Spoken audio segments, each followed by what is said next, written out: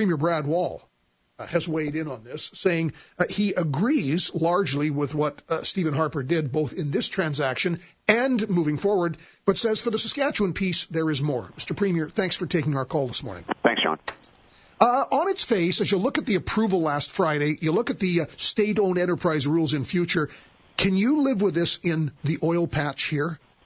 Yeah, I think the Prime Minister got this right. The federal government has made this decision. The company, the Chinese-based company, was playing by the rules that exist at the time, and the net benefit test was applied, and they've approved this particular deal.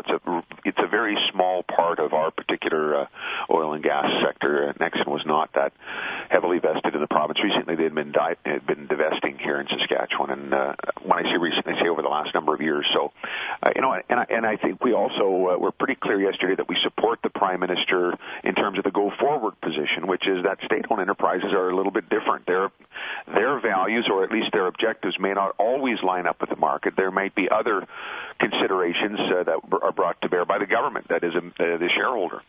And our point is this: if indeed that the oil sands are strategic enough to require this restriction on future state-owned enterprise takeovers, then in potash, where we have between 35 and 45% of the world's reserves right in our province, you could certainly make the case that potash warrants that same kind of protection. We're going to write a letter to the Prime Minister on that front, and the same is true for uranium, where we have about 6% of the world's reserves, but produce 20% plus of it in any given year.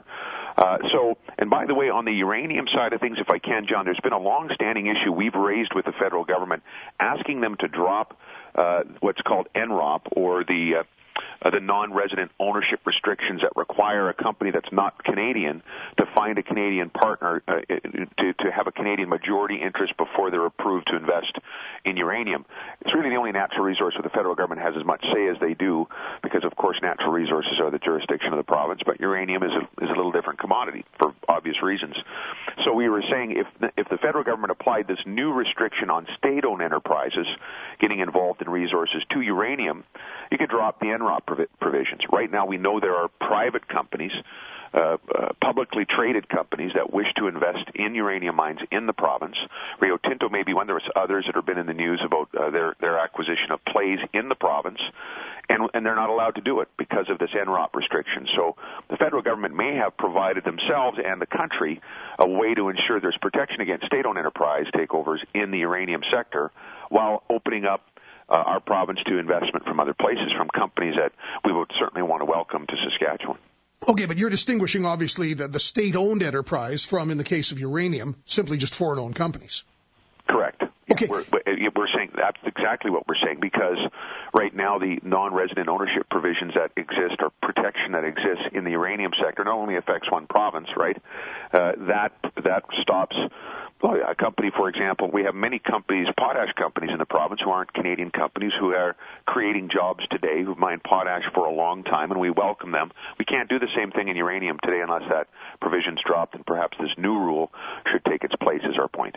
Now, I wanted to ask you, going back to the state-owned enterprises in oil, so it's pretty clear the existing oil sands in the Athabasca Basin, Alberta side, which have been around since the mid-'70s, so now state-owned enterprises, should they want to move in and acquire, a Suncor or one of the big players, it's not going to be allowed. Now, on our side of the border, we have an undeveloped oil sands. So what is your appreciation of, for example, a Chinese national oil company, any foreign company?